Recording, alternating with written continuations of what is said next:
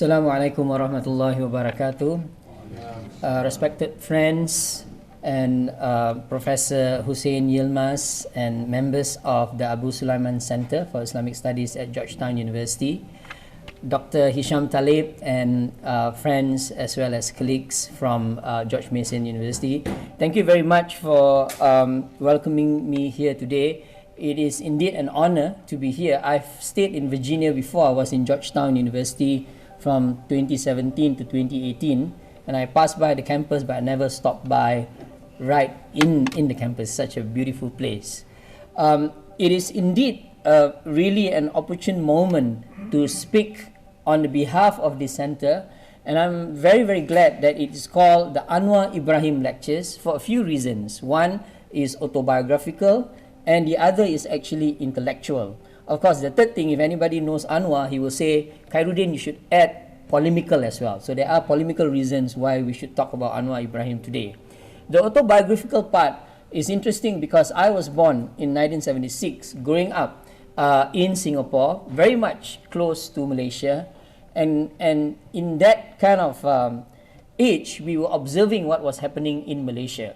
Anwar Ibrahim, as you know, is so much embedded in the history of Malaysia that us who are growing up in Singapore, we tend to look up to him as sources of inspiration. So my relationship with Anwar, if I can say it, almost openly, has always been as a student who was very much inspired by the kind of energy that he had and the kind of vision that he always established for the rest of us. He always sets a high standard for everyone. And that leads me to the second reason why we should talk about Anwar Ibrahim and why this lecture should be named after him, is the intellectual horizons that Anwar Ibrahim has introduced to us in Southeast Asia. At the heart of Anwar Ibrahim's mainstay in his thought is the whole idea of reform. And when we talk about reform, we are talking about the two big concepts in Islam, tajdeed and islah. And this is something that I'm going to talk about today. Now, the third reason is a polemical one. Why is it polemical? Because whenever the name Anwar Ibrahim is mentioned, you are either his friend or you are his enemy. And this is always an issue. I know Dr. Hisham for a long time, and we talk about this.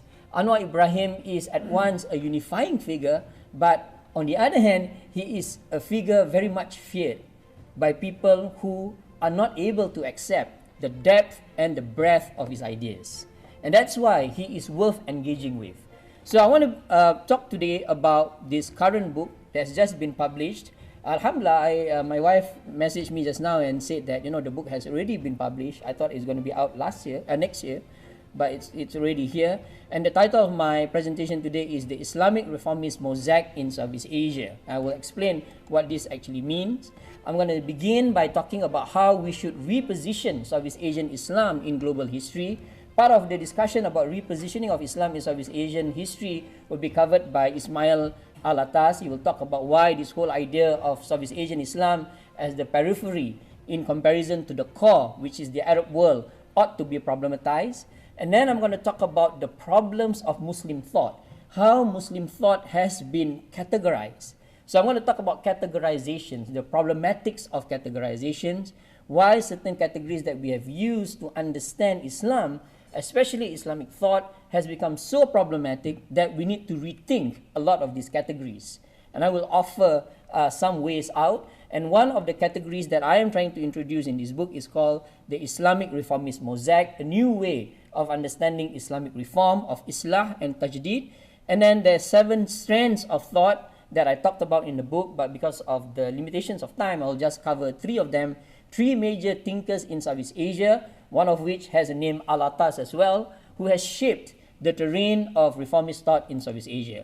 So let us begin first with Mr. Anwar Ibrahim. Whenever we talk about Anwar Ibrahim, we must go back to that one book that defined basically his entire career. The title of the book is The Asian Renaissance. And in his book, Anwar Ibrahim mentioned that the wave of Islamic revivalism that began with the anti-imperialist struggles of the previous century has gained further momentum in our times. This was in the 1990s, at the height of Islamic revivalism in Southeast Asia, especially among Muslims in Southeast Asia. Now, instead of going towards more parochial ideas, Anwar Ibrahim said then that we need to reassert the universalism of Islam, its values of justice, compassion, and tolerance in a world that is yearning for a sense of direction and for genuine peace. If this could be achieved, Muslims can truly contribute to the shaping of a new world. Again, I was just an undergrad when I was reading this, and it was like boom, right? Here is this man who is known to be a student activist. He was from ABIM, as mentioned by Dr. Hisham just now. People were thinking that he was trying to bring Muslims towards more provincialized way of thinking. But Anwar was going on the opposite direction. He was telling all Muslims during that time that we need to open up, we need to engage, we need to be more cosmopolitan, we need to be more plural, we need to be more universal.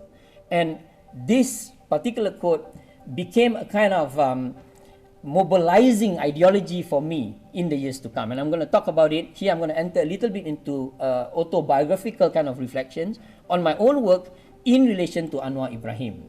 But we need to begin again by repositioning Southeast Asian Islam in global history. Now, if you look at the map of the Muslim world, what we have here is a problem of disproportionality, or the question of disproportionality. The number of Muslims in the Middle East, or the MENA region, is only 370 million. The number of Muslims in the sub-Saharan African region is only 248 million people.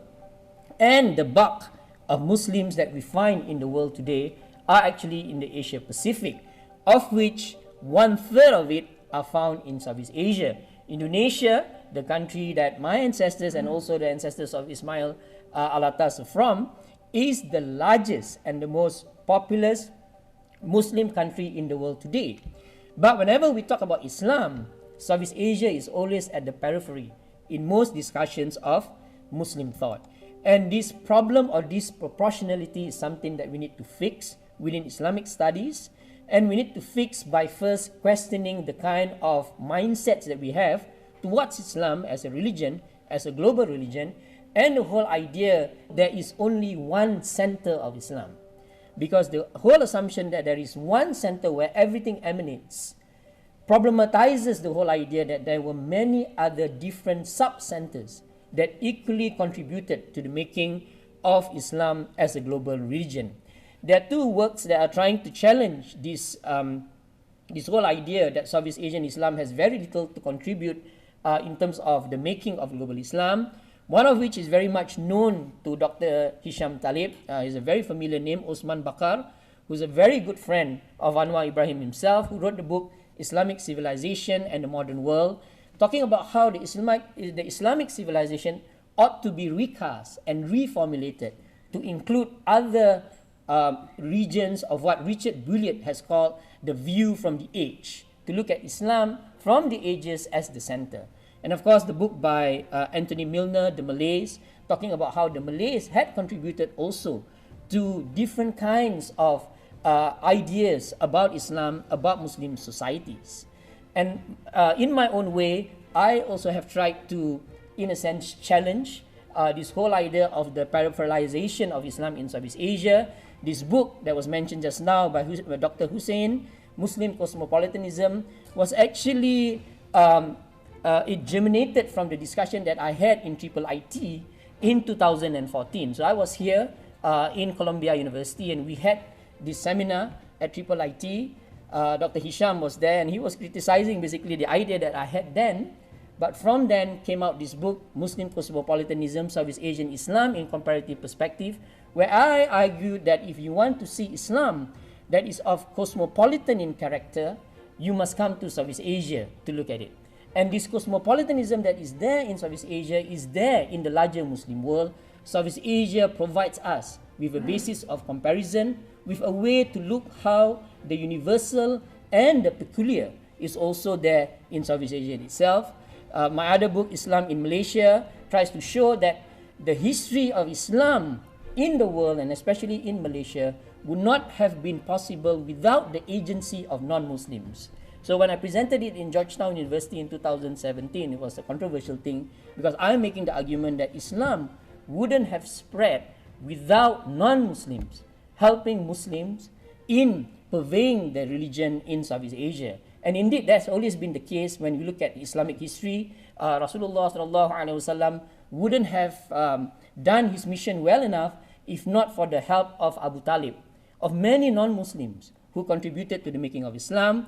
Dr. Hisham also challenged me during that session on Muslim cosmopolitanism. Can you show to me one scholar in Southeast Asia that is of equal standing to some of the scholars in the Middle East? So I wrote this book, Hamka and Islam, a big scholar who wrote 118 books in his lifetime, who in himself shows a kind of thinking that is very cosmopolitan in nature, but his cosmopolitanism is directed towards reforming the Malay world.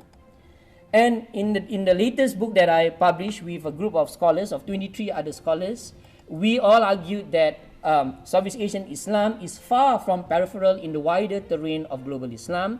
Rather, studying Islam in Southeast Asia could provide us with windows to understanding how one of the fastest growing religions has embedded itself deeply in local societies while exhibiting universality, inclusivity, and shared features of Islamic expressions and manifestations found elsewhere. So I want to begin with this high note that we in Southeast Asia, even though it takes me about 36 hours to get here and losing my luggage bag along the way, have a lot to contribute to the world of Islam. This peripheralization of Islam in Southeast Asia has done injustice to Islamic studies, to the study of Islamic thought. And what me, myself, as well as Ismail are trying to do here is to try to reposition it again and to make the argument that there is a need for us to factor in Southeast Asia, to factor in someone like Anwar Ibrahim as someone who has contributed not only to Malaysia, not only to Southeast Asia, but also to the world of Islam. Now that leads me to the second part of my presentation, which is the whole idea of categorizations. One of the reasons why Southeast Asian Islam has been viewed as a periphery has to do with the kind of categories that we have been using in the study of Islam as a whole. Now, a lot of studies on Islam has been structured around dichotomies and binaries. We have the problem of either ors or left and right. So whenever we study Muslim thinkers, it is either that Muslim thinker is modern or traditional, or it's progressive or conservative. So if Dr. Hisham starts his lecture giving salutations of peace to Prophet Muhammad, then he must be very conservative, right? Or if someone comes in and just wear a t-shirt and gives a lecture on Islam, he must be very, very progressive. Or it's either that person is a pacifist or a radical, depending on who he or she supports, or whether that person is a fundamentalist or secularist. We are all too familiar with these categories in Islamic studies. And these categories, to me, have, in a sense, clouded or obscure the manner to which we view Islam as a whole.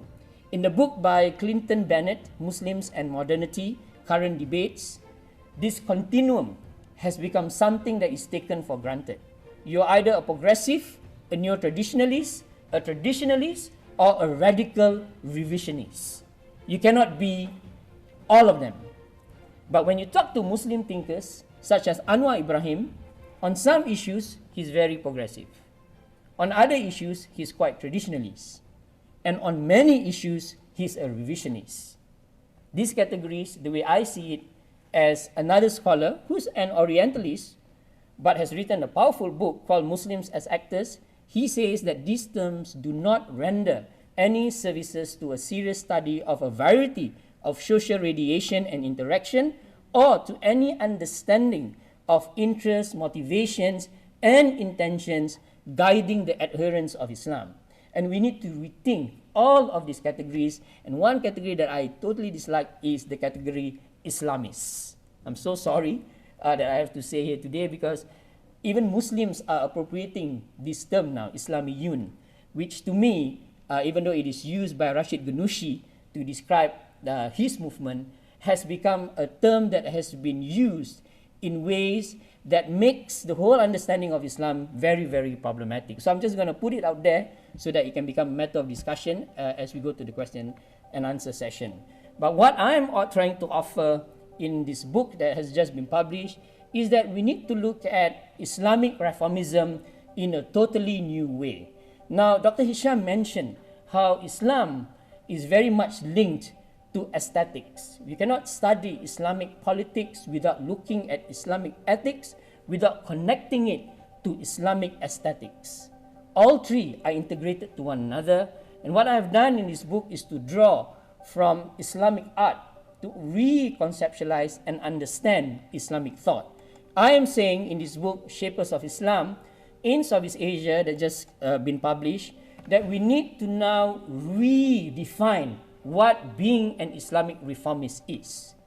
And I'm saying in the book, when we talk about Islamic reformism, we cannot divorce it from the fact that there is a genealogy of thought, of what has been called the Turath, or the silsila of thinking.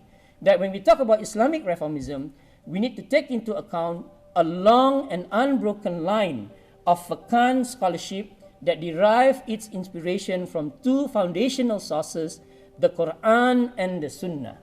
And this is where, whenever we study Islamic thought today, there is an attempt to somehow decouple Islamic thought from the Quran and Sunnah. And from my own formulation, if someone says that he or she is an Islamic reformist, and he says we don't need to look at the Quran or we don't need to look at the Sunnah, that's not Islamic reformism. And because Islamic thought is genealogical, its primary intent is to reform, islah, and renew the Muslim way of thought. So that's the first. That Islamic thought must have something that comes before it, and before it, and before it. It's genealogical. The second is that it is dialogical. And this is a topic that I'm picking it up from my current book on Sufism, that Sufism is a dialogical tradition, that whenever we look at Islamic thought, it is a style of thought that rethinks commonly held ideas about Islam as both a belief system and a lived reality. This necessitates dynamic interactions between text and context to offer innovative solutions to problems confronting society. That whenever we look at Islamic thought, it is always in dialogue with other ways of thinking. That Muslims were always engaging with other Muslims, that's one. Muslims were always engaging with non-Muslim systems of thought. Think of Al-Ghazali, who was very much influenced by Greek thought, and then fused it to come out with his great book, Ihya Ulumuddin. Think of so many other scholars, Ibn Rushd and others. And then we think of Anwar Ibrahim as a case in point, whom in his own Asian Renaissance says that we cannot reform Muslim societies if we are not in dialogue with non-Muslims in the ways in which they think about their societies. It is only, and this is where I want to draw from this German philosopher whose name is Hans-Georg Gadamer, who says that it is only when we have a fusion of horizons that a new way of thinking can be developed. In my book, I argue that Southeast Asian thinkers already had this in their tradition.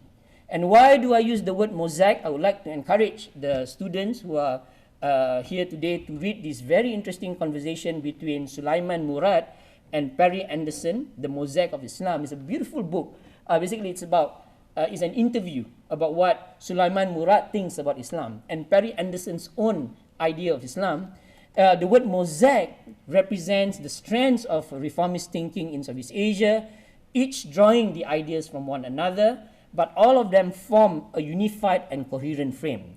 I take this from art, trying to show that even though Muslim thinkers may have different ideas about Islam, they are all within that tradition that is trying to reform Islam as a whole. Why we need to use the word mosaic? Because it captures the reality that Islamic reformism in Southeast Asia was scarcely divorced from society at large, much like the pieces of decorative materials that are permanently affixed and eventually become part of a given surface. Muslim intellectuals were initially seen as outsiders and outliers. And again, we go back to Anwar Ibrahim, who began and was seen and categorized as a radical Islamist. He eventually emerged as the Deputy Prime Minister of Malaysia, and then fell from grace to be a criminal, and now he's back again to bring out new ideas about Islam in Southeast Asia. And I'm saying when we look at it from this mosaic perspective, what we see is basically different people coming together, forming this whole unified frame called the Islamic reformist mosaic. So there are 7 strands of thought that I looked at in my book. The first is by Naguib Alatas. The second is Harun Nasution, an Indonesian thinker who is a rationalist. Naguib Alatas is a de-secularist. Osman Bakar, the epistemologist. Ahmad Ibrahim, the legalist. Konto Wijoyo, who talks about history. Siza Adib Majul, who he died here in California. He was from the Philippines, who believed in the integration between Muslims and non-Muslims. And last but not least, this very exciting thinker, Zakia Darajat, who was a psychologist, a clinical psychologist, whom I term as a moralist.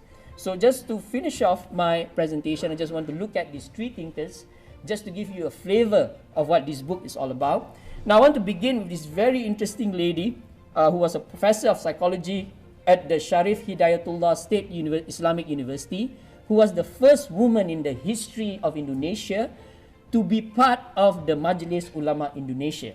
Not only that, she was the first Indonesian woman to get a PhD from Cairo University in psychology, what was known then as Ilm al-Nufus, right? In Ilmu al-Nafs. And she came out with this whole idea of religious-oriented psychology. Now, what's interesting about Zakia Darajat is that she is saying, and this is between the 1960s to the 2000s, that we need to integrate the Muslim psycho-spiritual tradition with modern psychology. A project that was picked up by another scholar named Professor Malik Badri, who wrote an amazing book about the crisis of Muslim psychologists, published by IIIT. And similarly, Zakia Darajat said that we need to apply Islamic ideas about the soul, desires, and akhlaq with up-to-date theories of human behavior and policies of contemporary states. Now, she becomes a representative of this Islamic reformist mosaic because not only did she drew from Islamic ideas, she drew a lot from Western ideas, fused them together to come up with this new idea of a religious-oriented psychology. A lot of what Zakia Darajat has discussed during her time, this book was published in the 1970s, are now picked up by mainstream scholars looking at religion and mental health. So Harold Koenig is one of the leading scholars who's now arguing for the fact that religion does play a role in the mental health of human beings. So what I want to show here by making this comparison is to show that a lot of what Southeast Asian thinkers had talked about many, many decades ago has now become mainstream in the West. But the West are not looking at Southeast Asia for some of these exemplars that were there, right? So Zakia Darajat is one of them, and she says in her book, moral values are fixed and unchanging regardless of any situation, place, or time, are those that trace their origins from religion. Permanent and absolute moral values that trace their origins from religion bring serenity to the soul, because the soul has a compass everywhere it goes. It becomes certain and not easily swayed. The second thinker that I just want to quickly look at is this man, Najib Alatas, of course, the namesake of our professor here, Ismail Alatas. I think he's his uncle on another strand of the Hadrami diaspora. He was the founder and the first Al-Ghazali Chair of Islamic Thought at the International Institute of Islamic Civilization and the Malay World, ISTAC. And he talks about the deformations of secularism. Now, Naguib Alatas, I term him as a de-secularist because in the 1970s, at the same time as Zakia Darajat, he was arguing for a movement out of secularism, what is now called as moving towards a post-secularist world. And he criticizes the whole idea of Western secularism determining the values of Muslims in Southeast Asia. And part of this criticism came the Islamization of Knowledge project. Now, I am personally a critic of this project myself, right? And I grew up with this project, and I feel that it has run out of steam and it needs to be reformed in one way or another. But in its time, the project did a lot of good work in trying to criticize Western systems of thought and how Western values have been infused into Islamic societies. And he talks about how we need to infuse Islamic values to undo agnostic and atheistic systems of thought. Naqib al-Atas is interesting because when he was writing his work, there were also debates in the Western world about this whole idea of the desecularization of knowledge. Naqib al-Atas is another man who, again, even though he talks about the Islamization of knowledge, a lot of his ideas were actually drawn from Christian theologians. So if you read his book, Islam and Secularism, he says, I venture to maintain that the greatest challenge that has serendipitously arisen in our age is the challenge of knowledge as conceived and disseminated throughout the world by Western civilization, knowledge whose nature has become problematic because it has lost its true purpose due to being unjustly conceived and has thus brought chaos in man's life instead of and rather peace and justice, knowledge that pretends to be real but which is productive of confusion and skepticism, which has elevated doubt and conjecture to the scientific rank in methodology, knowledge which has, for the first time in history, brought chaos to the three kingdoms of nature, the animal, the vegetal, and the mineral. Very, very long sentences, and he's known to be this very verbose writer, but his point is clearly made that by fusing Western critiques of secularism with that of Islamic conceptions of knowledge, we can then bring Muslims to a new way of looking at knowledge that are grounded in Islamic values. I'm just going to skip the last slide because we are running out of time, but I want to conclude by saying that we need to now reposition Islamic thought in the study of Islam, Islamic thought in Southeast Asia, in the study of Islam globally. We need to bring in new categories that can help us to understand Islamic thought in a wholly new way. We need to move beyond the ways in which Islam has been studied by both Muslim and Western scholars, and the way to do it is to dig deep in traditions that have been ignored, be it from Africa, be it from Central Asia, or more so from Southeast Asia. There is this whole Islamic reformist mosaic that is there, and we need to pay attention to it, and we need to revive a lot of these ideas that are there. Thank you very much. Aqulu qawli hadha wa astaghfirullahal azim li wa lakum. Assalamu alaikum warahmatullahi wabarakatuh.